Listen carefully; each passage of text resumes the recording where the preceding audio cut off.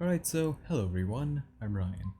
Today I have a review of three different products, and all of them are more or less related, and the common thing that ties them all together is, well, it's all MagSafe related products. Um, we'll start off with the leftmost, which in my opinion is the most interesting of the bunch, and we'll move from there to the right. Now, if you want to skip to specific parts about each specific product, there are chapters in the video or timestamps in the description so you can pick and choose what you want to watch. Starting off with I believe it's called the ESR Maglock system, which basically adds MagSafe functionality to pretty much any phone that you'd like. And as you can see, I have put this on the cases of my Samsung Galaxy S10.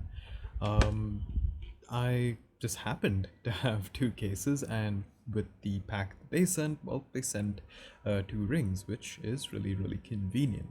So basically, the idea, of course, is, well, yeah, you can add this to any phone. It's not just for Samsung phones, it's for pretty much any Android phone that has wireless charging. Now, of course, technically you can use it with a phone without wireless charging, but the question does arise of, do you really want to? Like, is it really that sensible? I mean, sure, you could use some of the other non-charging related accessories, but I don't know, it's your choice on, like, is it really worth it? Because one thing about MagSafe accessories, and like particularly just the accessories, the actual rings aren't that expensive. These accessories are kind of, well, overpriced, and I really don't like that, but it does work, I will say. But anyway, back to the ESR mag rings or mag lock rings. I don't know what they're called, I apologize. But these were really easy to install. I actually just followed a teardown video of my Samsung Galaxy S10 and basically saw where the coils are, and I stuck them on that way. However, only later did I realize there was actually a cutout to basically guide where to put the rings on for Samsung devices, not just iPhones. I believe if you have an S series device, the little thing that they give to help you align it actually automatically helps you with this, and I got really lucky that I got it right.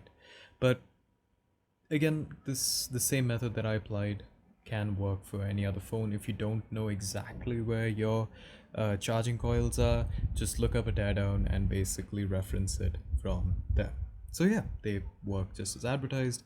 Just put them on the case, and yeah, they should work. Now, one thing they do say is that ideally put it on hard cases such as this, and even for cases that are a bit more silicony, they don't fully suggest it for a couple of reasons. The main reason is just the fact that it's really easy for this to slide off with the glue knot set in, and more accurately, for the accessories themselves to come off.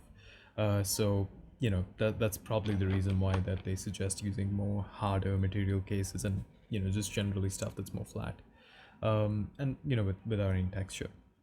Another thing that they do mention is not to put it on the phone itself. I'm not entirely sure why, but again, I've just followed their instructions of putting it on a case.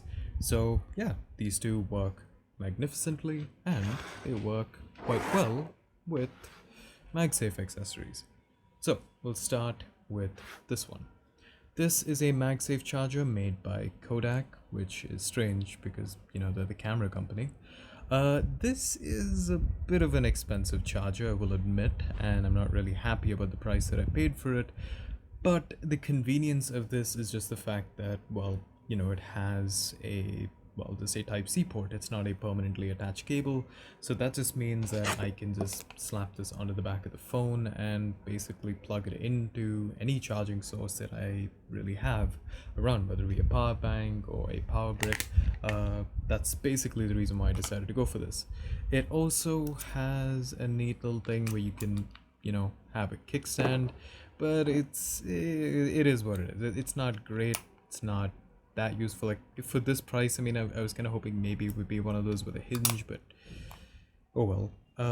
But yeah, no, this works perfectly fine with the case. It charges it to its full wireless charging capabilities, and it doesn't heat up that much. So yeah, this works brilliant. There's not really much I can say. It's just a charger with a kickstand that, in my opinion, is a bit overpriced, but oh well. Next, we have this, which is also made by ESR. This is a kickstand plus wallet type thing, which is actually really, really nice, even just as a wallet on its own. So, as you can see, I've kept one of my main wallets here, which I can easily pop up by just pushing that, and I can get easy access to it. On the inside, you also have a little like clear part over here for like ID, and also another pocket here which seems to be I think about the same depth as this, and I keep normally money in an additional card over there. And yeah, it works brilliantly. But of course, one of the main and most interesting features about this particular accessory is the fact that, well, it can do this. It can act as a kickstand, which in my opinion is really cool. But because this is MagSafe, you can also turn it around this way and boom. That is, in my opinion, one of the most useful and coolest accessories that I've got in quite some time. So yeah, I am really, really happy with this. The hinge is quite stiff, you know, it's like stiff and like, it's stiff and smooth. It's not like super easy to open and flex out. I like that because I feel like that's gonna last a lot longer than a very like soft hinge. So yeah, I really, really like this. I think out of all of these, for at least MagSafe accessories, like out of everything that I've seen, this is the one that I like the most. Now, one thing I will say is that this is something that is common with even just, you know, if you have an iPhone that does have officially MagSafe, is keep in mind with the accessories, again, they're being magnetically held on, and especially if you're wearing something like tight pants, it's really easy to knock these out of place. Now, generally in normal use case scenario, right, like if this is locked in like here and I'm using it like normally, this is not going to go anywhere. This is fine, right? But pockets, you know, like generally tight pockets and stuff, it has happened where like this has slid out. This not so much, but that's probably just because of the shape and because it sits more flush with the actual like device itself. But still, keep in mind that MagSafe stuff just doesn't fully always stay. So for me, generally, actually, for this accessory, as much as I love it, I do carry it almost like an additional wallet and only attach it when I really need to. So that's just a bit of advice that I think is just a bit of a, you could almost call it like design flaw with MagSafe in general. So I don't really know how on earth it could be improved, unless like, you know, just maybe the magnets could be stronger, maybe, but I don't know. Anyway, yeah, that is about it.